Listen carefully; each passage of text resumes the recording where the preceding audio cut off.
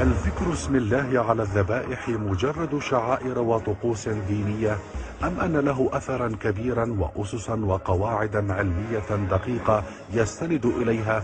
غفل الناس عنها فتركوه؟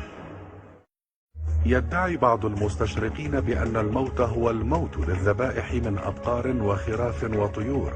والحيوان الأعجم المشرف على الموت هل يفهم باللغة العربية أم بغيرها حتى يذكر عليه اسم الله عند ذبحه، بل ولا يؤكل ما لم يذكر اسم الله عليه.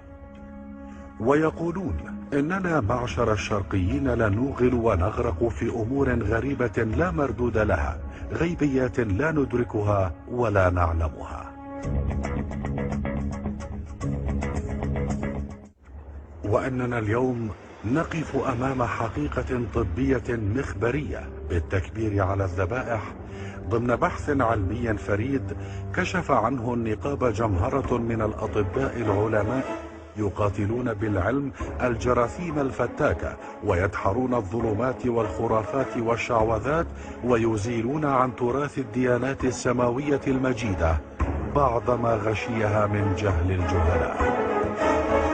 لقد أخذ طاقم البحث أمر التكبير على الذبائح في البداية بشيء من البرود والتردد، ولكن ما إن بدأت النتائج الأولية بالظهور حتى ذهل الطاقم وأخذ طابع الجدية والاهتمام الكبير،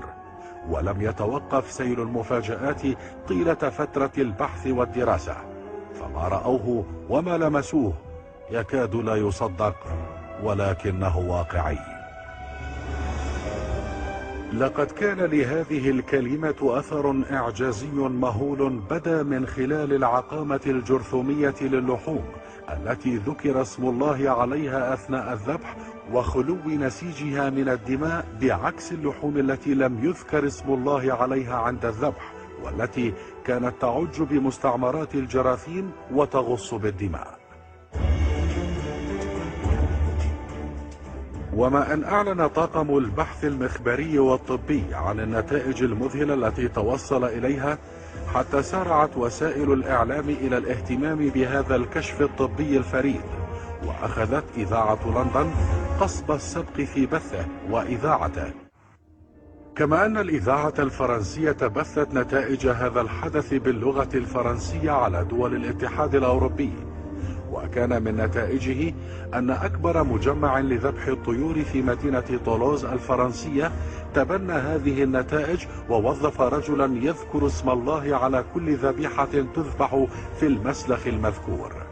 كما أوردت أنباء هذا الاكتشاف المثير وكالات الأنباء والصحف والمجلات المحلية والعربية والعالمية، وأجرت المحطات الفضائية العربية والعالمية لقاءات وندوات مع الباحث والمفكر الإسلامي عبد القادر الديراني وأعضاء الطاقم الطبي، تم فيها إلقاء الضوء على النتائج المذهلة التي حققها الطاقم.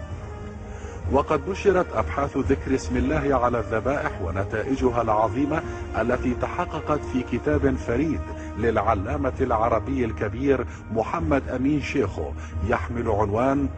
الله أكبر رفقا بالحيوان.